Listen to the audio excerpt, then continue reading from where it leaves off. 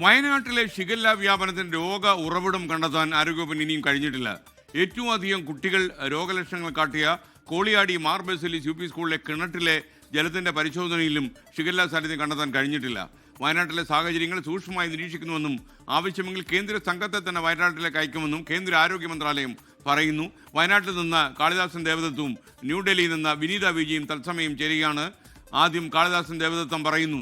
കാളിദാസൻ, എന്താണ് latest report from Wayanad? Good morning to both of you. Very good morning SKN. Shigella വ്യാപനത്തിൽ ജില്ലയിലെ shigella വ്യാപനം തടയാനുള്ള പ്രവർത്തനങ്ങൾ ആരോഗ്യവകുപ്പ് മുന്നോട്ട് കൊണ്ടുപോവുകയാണ്. പ്രതിസന്ധിയായി ആരോഗ്യവകുപ്പിനും തദ്ദേശ ഭരണകൂടത്തിനും മുന്നിലായി ഉള്ളത് ഇതുവരെയും രോഗവ്യാപനത്തിന്റെ അല്ലെങ്കിൽ 8 പേർക്ക് ഇതുവരെ രോഗം സ്ഥിരീകരിച്ചിട്ടുണ്ട്. എന്നാൽ ഈ രോഗത്തിന്റെ ഉറവിടം എവിടെ നിന്നാണെന്നുള്ളത് ഇനിയും വ്യക്തമായിട്ടില്ല എന്നുള്ളതാണ് ഏറെ ആശങ്കാജനകം.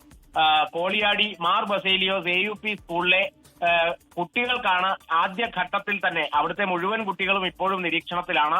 അവിടെ നിന്നാണ് ഈ ഒരു ഇത്തരത്തിലുള്ള രോഗലക്ഷണങ്ങൾക്കൊക്കെ തുടക്കം കുറിച്ചതും പിന്നീട് ഷിഗല്ലയിലേക്കൊക്കെ സ്ഥിരീകരിക്കുന്നതും. പക്ഷേ ആ സ്കൂളിലെ കിണറിലെ വെള്ളത്തിന്റെ പരിശോധനാ ഫലം പുറത്തു വന്നപ്പോഴും അതിൽ ഷിഗല്ലയുടെ സാന്നിധ്യം ഉണ്ടായിട്ടില്ല എന്നുള്ളതാണ് പ്രധാനപ്പെട്ട കാര്യം. അവിടെ മാലിന്യങ്ങളും ബാക്ടീരിയകളും നിറഞ്ഞൊരു കിണറായിരുന്നു. അതുകൊണ്ടാണ് അവിടെ ഉറവിടമാകാം എന്നുള്ള നിഗമനത്തിലേക്കൊക്കെ ആരോഗ്യവകുപ്പ് എത്തിയിരുന്നത്.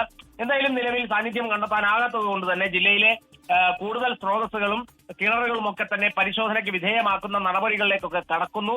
ജില്ലയിലെ മുഴുവൻ സ്കൂളുകളിലെയും കിണറുകളൊക്കെ തന്നെ ക്ലോറിനേറ്റ് ചെയ്യാനുള്ള നടപടികളൊക്കെ ഊർജിതമായി പുരോഗമിക്കുകയാണ്.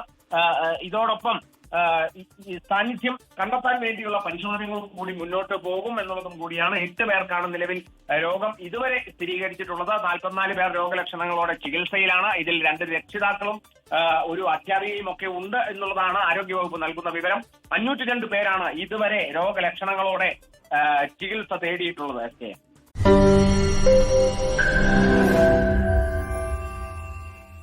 ലോകത്തെവിടെയായാലും ഏത് സമയത്തും 24 വാർത്തകളും ഓഗ്മെന്റഡ് റിയാലിറ്റി പാക്കേജുകളും എക്സ്പ്ലെയിനറുകളും വിശദമായി കാണാൻ ഞങ്ങളുടെ യൂട്യൂബ് ചാനൽ നിങ്ങൾക്ക് സബ്സ്ക്രൈബ് ചെയ്യാം.